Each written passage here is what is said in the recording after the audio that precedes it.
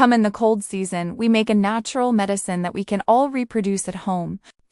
We cut a few cloves of garlic. The more the better. Put them in an empty jar.